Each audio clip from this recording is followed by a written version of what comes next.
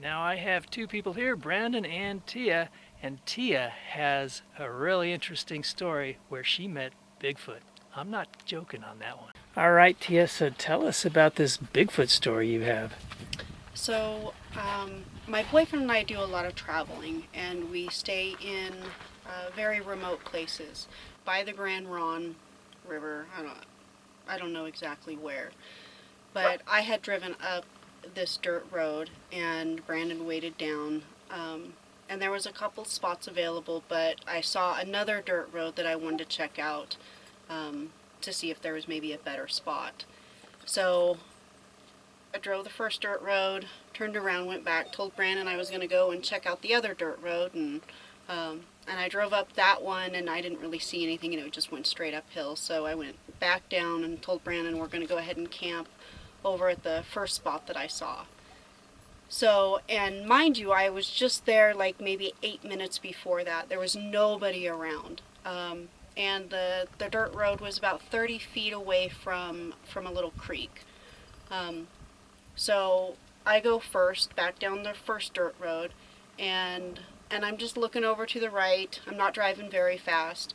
And I see something standing there by the creek, and at first I thought it was a guy fishing because he was standing there and its arm was like that, like after you get done casting a pole. Because your mind automatically just wants to put whatever you're seeing into a box. And then it like clicked in my head, like that is not a guy fishing, that's actually a Sasquatch. And I was just completely freaked out, and my thought is grab my phone, get a picture of it. And I'm going pretty slow on the dirt road, and unfortunately when I grabbed my camera, I was passing by a bush, and by the time I got past the bush, it was gone. So I radioed Brandon, and I'm like, oh my god, I literally just saw a Bigfoot. We carried on. It was only maybe a quarter mile up the road where we were going to be camped. I'm still just trying to process this. Like, did I really just see what I saw? I wasn't a non-believer, I wasn't a believer, it just never really crossed my mind. We get to our camp and we have 3 dogs, and anytime we get to a camp we let our dogs out and they run and they sniff and they, do their dog thing. Well, when we let them out, they wouldn't leave our side. And at first we just didn't pay no mind to it, and we're setting up camp, and then we noticed like, wow, there's like no sounds at all in the forest. Usually you'll hear squirrels or a raven or just forest sounds, whatever. There was nothing. It was like this eerie silence. So we're like, okay, well, whatever. But it's still like in the back of my head, like, did I just see what I saw? Like, is it possible? Are they real? After we got camp set up, I went ahead and got back in the car and drove down the dirt road back to the spot where I saw the Sasquatch to see if maybe it could be a tree stump or something that it could have been. And there was nothing there. There was just a small little grassy area.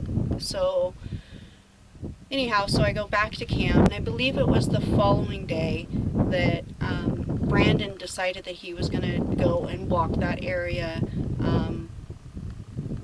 and look to see if he could see any footprints, or if maybe there could have been a stump that I didn't see that it could have been, or just anything, He calls it doing the CSI thing. And he went there and he couldn't find anything besides like the grass being laid down, but that's not uncommon for an animal to bed down somewhere. So the following day, still stuck in my head, and I drove that road 2 more times the next day to see if by chance it could have been something else. There was nothing there. We're artists, and so we do art shows, and we stayed at that spot for maybe 5 days, maybe a week or so, until we needed to leave to go to our show. And when I went to the show, the vendors next to us live in that area, and I had said to them, like, I saw a Sasquatch a few days ago, and I was surprised they didn't like blink an eye or anything. They just said, this area is very well known for Sasquatch sightings. And so they had a lot more information, and that's kind of how I got started in doing, I'm not going to say research, just learning more about it. And that there's just a lot of people out there that have sightings, and You know, definitely listening to Sasquatch Chronicles made me feel not so alone and not like I'm losing my mind or am I, you know, hallucinating. We haven't gone back to that area. I would like to. So was there a smell to this thing? Um, Actually, there was no smell, but again, I was in my car. Um, and from the other people's stories that I've listened to, that sometimes you get a smell, and the smell is of like something you've never smelled before, in between like death of an animal, um, to like wet dog, sewer combined. But we didn't have a smell at all. But like I said, I was in my car. So if you smell that in the forest, maybe it's time to leave. It was between 8 and 9 feet tall.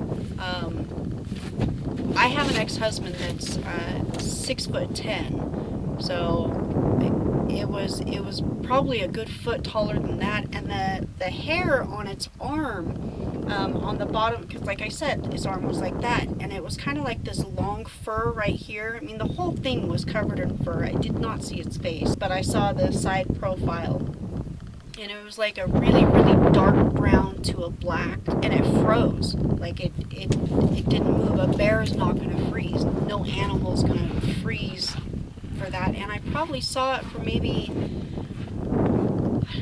5 seconds, which doesn't sound like very long, but when you're looking at something, like, that's actually quite a long time. So. And you've seen plenty of bears before, right? Yeah, So we you see knew it bear was all the not a time. bear. Right. You're convinced it could not have been Absolutely, a bear. 100%. Bears aren't that tall, and bears don't freeze. And from any bear that I've seen, they don't have that that hair that hangs down. So yeah. Well, there you have it. Yeah. Is there anything else you remember about this experience that really stands out? I guess, this was about 4 years ago or so. I'm 100% a believer now. Clearly because, sometimes you have to see something to believe it. And that, like, I just feel really lucky about my experience, because other people's experience, Sasquatch can be aggressive, territorial, and a lot of people don't see it from their car. They actually have an encounter that it, really terrifies them. It's fascinating to learn about.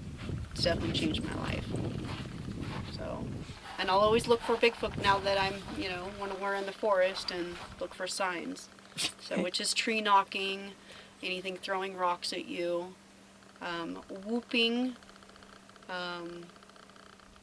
or just that eerie feeling of either you're being watched or something's not right. You need to listen to that feeling and get the hell out of there. So you experienced that really eerie feeling, did you? we experienced the eerie feeling because the forest was so silent, and we're in the forest a lot. It's not silent for days. I mean, it just doesn't happen. That's my story. Well, thanks so much for sharing that. That's pretty interesting. Yeah, I wish it was a little more interesting, but it's what I got till next time. All right, thank you so much. Yeah, I'm 100% a believer now. Well, I hope you enjoyed that story about Bigfoot. You heard it right here on Rockhopper Adventures. Till next time, this is Rockhopper. I'll see ya.